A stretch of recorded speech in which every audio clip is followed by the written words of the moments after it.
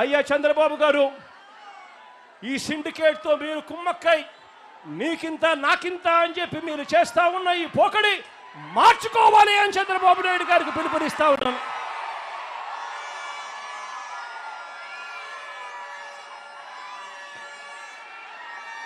Aqua రంగంలో ఉన్న రైతాంగం సంక్షోభం అన్నది ఎప్పుడు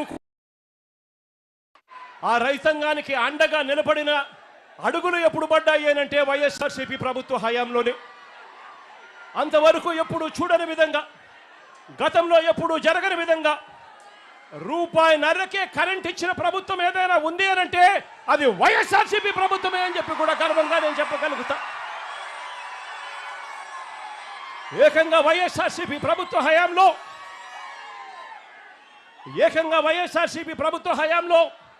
57 నెలల పాటు అంటే 5 సంవత్సరాలంటే 60 నెలలు, అందులో ఏకంగా 57 నెలల పాటు ఏకంగా 3,306 కోట్ల రూపాయలు సబ్సిడీ భరించి ₹1.5కే రైతాంగానికి విద్యుత్ ఇచ్చిన ఘనత ఒక్క వైఎస్ఆర్సీపీది అని చెప్తా ఉన్నా.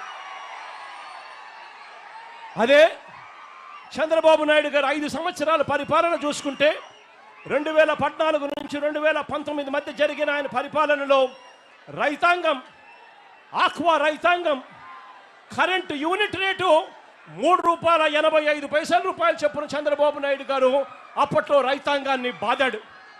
ఆ తర్వాత జగన్ పాదయాత్ర మొదలైన తర్వాత జగన్ ఎప్పుడైతే ఆక్వా రైతులకు ₹1.5కే కరెంట్ ఇస్తాడు అని చెప్పి పాదయాత్రలో చెప్పిన తర్వాత ఎన్నికలకు 4 నెలల ముందు మాత్రం చంద్రబాబు నాయుడు గారు ₹2కే తగ్గిస్తూ ఒక జీవో జారీ చేశాడు.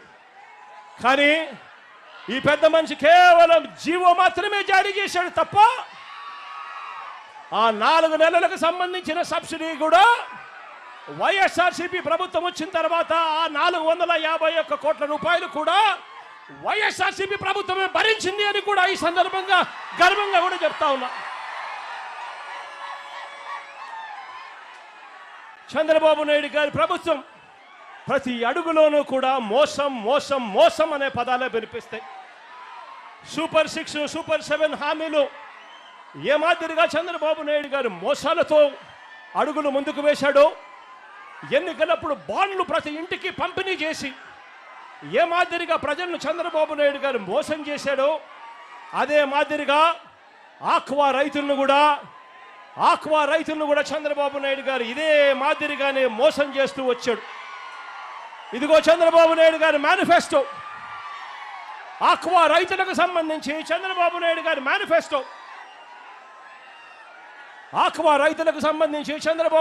మేనిఫెస్టో. చంద్రబాబు నాయుడు గారు చెప్పాడు, అవసరమైన జిల్లాలలో 5,000 టన్నుల కోల్డ్ స్టోరేజ్ అన్నాడు. కట్టాడా అని అడుగుతా ఉన్నాను.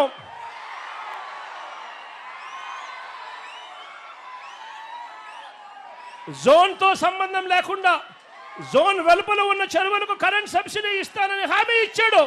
మరి ఇచ్చాడా అని అడుగుతా ఉన్నాను చంద్రబాబు నాయుడు గారు. ట్రాన్స్ఫార్మర్ ధరలు తగ్గిస్తానన్నాడు, తగ్గించాడా అని అడుగుతా ఉన్నాను. గట్టిగా ఇలా ఇలా ఇలా ఇలా ఇలా ఇలా ఇలా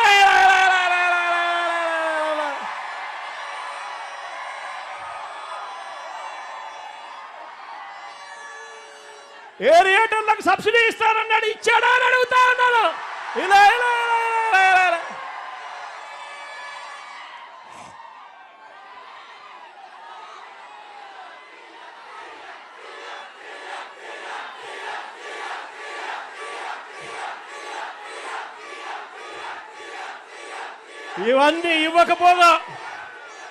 ఇవన్నీ ఇవ్వకపోగా మనం అమలు చేసిన ₹1.5కే కరెంట్ ఇచ్చే విధానాన్ని, సబ్సిడీ కార్యక్రమాన్ని చంద్రబాబు నాయుడు గారు కత్తిరించే కార్యక్రమాన్ని మొదలుపెట్టాడు. కొత్తగా ఇప్పుడే జీవో ఇచ్చాడు ఈ మధ్య కాలంలోనే. GO number RT169, GO number RT169, GO number RT169 ఇచ్చాడు. దీని ప్రకారం పవర్ ఫ్యాక్టర్ 0.90 నుంచి 0.90 నుంచి 0.95 మధ్య రైతులు మెయింటైన్ చేయాలని చెప్పి చంద్రబాబు నాయుడు గారు రూల్ పెట్టాడు. నేను అడుగుతా ఉన్నా, ఆక్వా రైతులు సాధారణంగా వాడే ఈ మోటార్లలో పవర్ ఫ్యాక్టరు 0.78 మాత్రమే ఉంటుంది. ఆక్వా రైతులు వాడే ఈ మోటార్లలో పవర్ ఫ్యాక్టర్ పెరగాలి అనంటే మళ్ళీ రైతన్నలు కెపాసిటర్లు కొనాలి. కెపాసిటర్లు కొంటే తప్ప నుంచి పవర్ ఫ్యాక్టర్ పెంచే కార్యక్రమం జరగదు. మరోవైపున చూస్తే కొత్తగా ట్రాన్స్ఫార్మర్లు ఇవ్వడం మానేశారు. కొత్తగా ట్రాన్స్ఫార్మర్లు ఇచ్చే కార్యక్రమానికి మానేసి చంద్రబాబు నాయుడు గారు ఇంకా దారుణంగా ఏం చేస్తూ ఉన్నాడు అనంటే, కొత్తగా కెపాసిటర్ల సంగతి దేవుడెరుగు, కొత్తగా కనెక్షన్లు ఇచ్చే వాటికి ఏకంగా పెండింగ్లో ఉన్నవెంతో తెలుసా?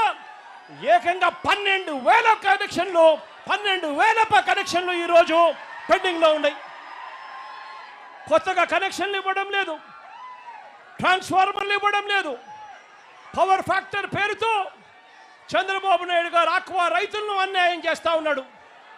మరోవైపున ఇదే చంద్రబాబు నాయుడు గారు ఏం చేస్తూ ఉన్నాడు అనంటే, ఇదే చంద్రబాబు నాయుడు గారు కోతల మీద కోతలు వేస్తూ ఉన్నాడు. ట్రాన్స్ఫార్మర్లకు ఇచ్చేది ఇది 3 ఫేజ్ కరెంట్ కాకుండా కేవలం సింగిల్ ఫేజ్ కరెంట్ ఇచ్చి కోతల మీద కోతలు వేస్తూ రైతాంగం అల్లాడట్టుగా చేస్తూ ఉన్నాడు చంద్రబాబు నాయుడు గారు. ఈరోజు రైతాంగం జనరేటర్లు పెట్టుకొని ఈరోజు ఆక్వా సాగు చేయాల్సిన పరిస్థితిలో ఈరోజు రైతాంగం ఉంది. నేను అడుగుతా ఉన్నాను, జనరేటర్లకు పెట్టుకొని ఆక్వా రైతులు సాగు చేయాలి అంటే ఇది సాధ్యమయ్యేదా అని అడుగుతా ఉన్నాను.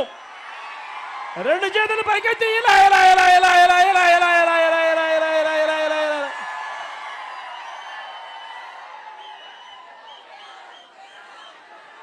అదే మన హయాంలో రైతన్నలకు తోడుగా ఉండేట్టుగా సీడు, ఫీడు, నీటి నాణ్యత, వ్యాధి నిర్ధారణ, వీటి అన్నింటి కోసం అని చెప్పి ఏకంగా 35 ఆక్వా ప్రాంతాలలో ఇంటిగ్రేటెడ్ ల్యాబులు మనం తీసుకొచ్చి పెట్టాం. అంతేకాకుండా ఏకంగా 782 ఆక్వా 782 ఆర్బీకేల పరిధిలో ఏకంగా ఫిషరీస్ అసిస్టెంట్లను, అంటే ఫిషరీస్ డిగ్రీ పట్టభద్రులను తీసుకొని వచ్చి ఈ 782 ఆర్బీకేలలో వీళ్ళను నియామకం చేశాం. వీళ్ళ చేత, ఆ ఆర్బీకేల చేత, ఈ పట్టభద్రుల చేత, ఈ ఆక్వా ల్యాబుల చేత ప్రతి రైతాంగాన్ని చెయ్యి పట్టుకొని నడిపించే కార్యక్రమం చేశాం. మన హయాంలో ఏకంగా 120 రోజుల పాటు 150 రోజుల పాటు ఉండే సీడు ఈరోజు కేవలం 90 రోజులకు మించి బ్రతకని పరిస్థితిలోకి ఈరోజు ఆక్వా రంగంలో రైతన్న అల్లాడిపోతా ఉన్నాడు.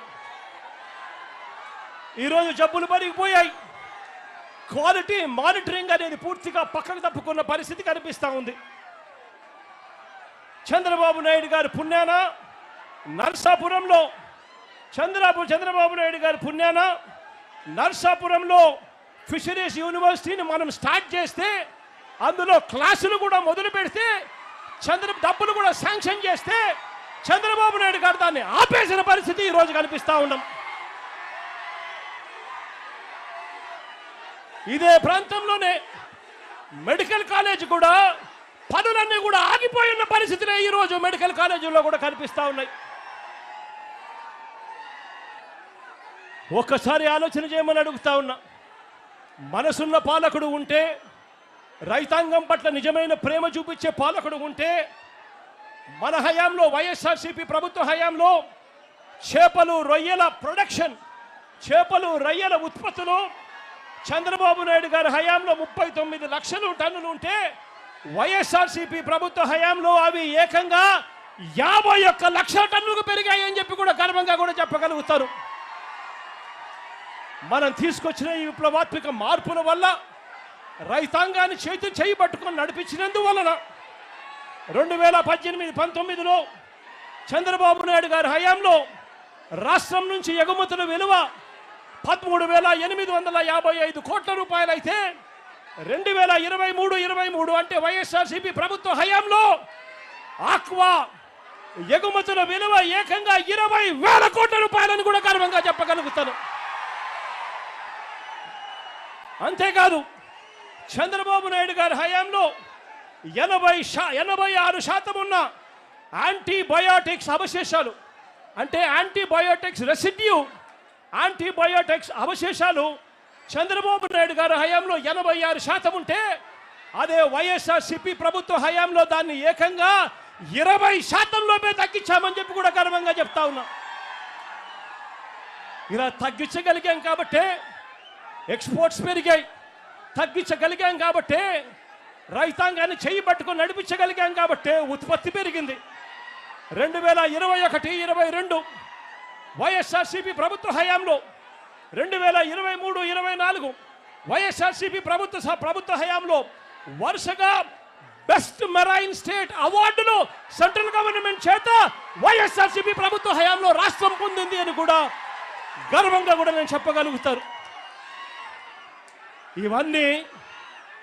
ఇవన్నీ మనసున్న ప్రభుత్వం మనసు పెట్టి చేస్తే రైతులను ఎలా ఆదుకోగలుగుతుంది, రైతులకు ఎలా తోడుగా నిలబడగలుగుతుంది అని చెప్పడానికి ఈ రెండు ప్రభుత్వాల మధ్య తేడా కనిపించేట్టుగా మీ అందరికీ కూడా సవివరంగా వివరించడం జరిగింది. ఇవాళ ఈ సందర్భంగా మీ అందరికీ కూడా నేను ఒకటే హామీ ఇస్తా ఉన్నాను.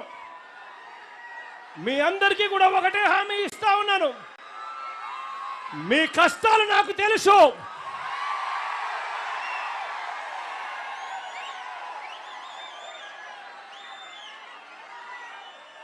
నేను ఉన్నాను అని మాత్రం మీ అందరికీ చెప్తా ఉన్నాను.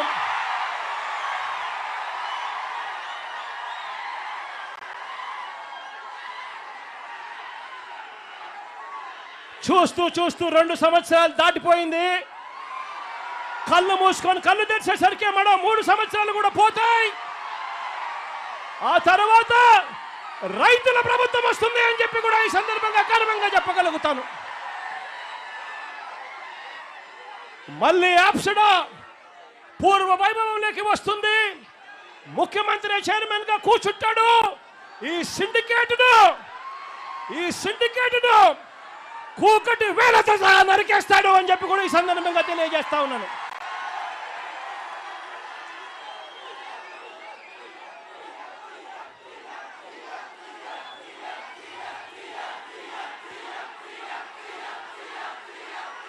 అంతవరకు ఈ